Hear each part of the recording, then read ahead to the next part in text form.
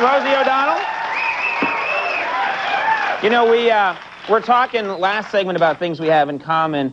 I've read everywhere that you're a big TV fanatic. That growing, it was a huge influence on you. Yes, I know every theme show from every show that was made after the 1970. It's very sad. It's very sick. I'm not proud of it. It's useless stuff stuck in my brain. You know the songs to, you know, like Magilla Gorilla. You know that? Yes, very easy one. Give us a little Magilla Gorilla. We got a gorilla for sale. Magilla Gorilla for sale. Won't you buy one? Take him home and try one. Gorilla for sale. Don't you want a little gorilla? You can call your own. A gorilla who'll be with you when you're all alone. Here's the great one. How much is that gorilla in the window? Take our advice. You know what's really sad, though? Not only do I know the songs, which is easy to remember because they have melodies. And right. I can remember commercials for products that don't even have a song. How do you do that? Ready? And I didn't practice this. I just know it. In the lungs, Primatene helps open clogged breathing tubes, relaxes bronchial spasm, restores free breathing as fast as 15 seconds. Primatene Mist ought to help keep breathing freely for hours. Primatene Tablets, the one most widely prescribed by doctors. That's that little stopwatch. I know that's the stopwatch. So this pretty much means you just watched a ton of TV. That's exactly. what you did. And I think I've already frightened some of my guests because I have such a wealth of knowledge about their career and episodes like my favorite show, Mary Tyler Moore. Favorite show, bar none. And we had Valerie Harper on one of our rehearsal shows, and I think I really think I scared her because I remember details like, you know, what was your middle name on Rhoda? She was like, I have no clue. I'm like, Faye. What were your parents? Like, I knew everything. You know how Mary had the big M in her apartment? Yeah. I said, what did you have? She goes, I have no idea. I'm like, ECT. Remember she had etc. on the wall right near the beams? In lowercase letters. In lowercase letters. With a little... I don't get points. Did you like that show? Yeah, I love that show. And I remembered, that's one of the big thrills about doing a show like this, is that you get to meet some of these people. Because I was a Hogan's Heroes freak when I was a kid. I used to watch Hogan's Heroes all the time. And I know nothing. And we would have, and when you actually meet these people, we had Werner Klemper on the show once, you know, who played Colonel Clank. And then later on, like 2 weeks later, I met on the street with Max, and we're shooting a piece, and all of a sudden, Werner Klemper comes running out around the corner. He's on his way doing an errand, and he goes, hello, Conan, good to see you. Hello, Maxwell, the show's doing well. Give my best to Andy, goodbye. And I thought, this is like... Check, please. Check, please. Yeah, that's what I feel. It's TV. It's like you're living your real life, but TV is coming into it, the TV that you watched as a child. Well, you know, after I did League of Their Own and before it was released, I got a call from somebody saying Carol Burnett wanted me to come meet her. She wanted to produce a sitcom for me.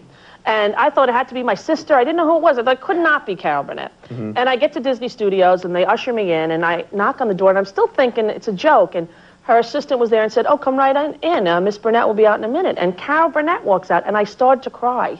I did, because I couldn't believe that, first of all, Carol Burnett knew I was alive, because I remembered watching the Carol Burnett show with my mom and my grandmother, and it was such a part of my life of growing up and where my comedy originated that it was probably the most meaningful moment of my career. I felt at that point that if I didn't succeed any further than that, I had all the validation that I needed, because it's so touching to know the people whose posters you had up on your bedroom wall. Now, how did she react to you? She meets you and you break down crying. Did she think you were having some kind of nervous collapse or something? Well, no, I wasn't sobbing. I was just very, very emotional. And I'm worried about that because, you know, a lot of the daytime hosts like to cry. And I'm a big wuss. Yeah, I have to tell you that I have this exterior of real, you know, tough New Yorker.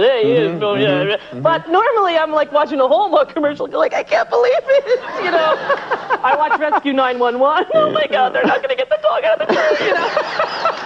So she was actually very good about it because I sort of explained it to her. I wasn't like sobbing. I just got all teared up, and I was like, I didn't even think it was going to be you. And she was very maternal, very sweet, you know, very, very loving, and.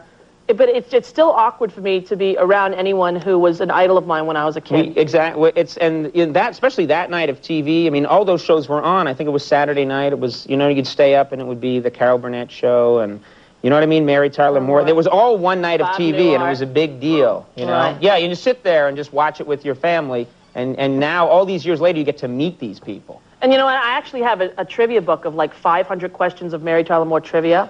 It's not published. It's actually in a black and white composition notebook. And I wrote it in my 8th grade scrawl, you know? And I did a benefit for the Diabetes Foundation, and Mary Tyler Moore was there. And I brought the book, thinking, wouldn't this be cute? You know, I could show her the book. And she looked at me with terror like I was a stalker, you know? But I had all, and she actually signed it. She was very sweet. But I had all these questions that I had written myself of Mary Tyler Moore trivia, which probably today could be worth something, you know, to publish it. Because a lot of people, now it's on Nick at Night, and people watch it all the time. There's a whole reawakened interest. I was curious because in my house, we were not supposed to watch TV when there was school the next night.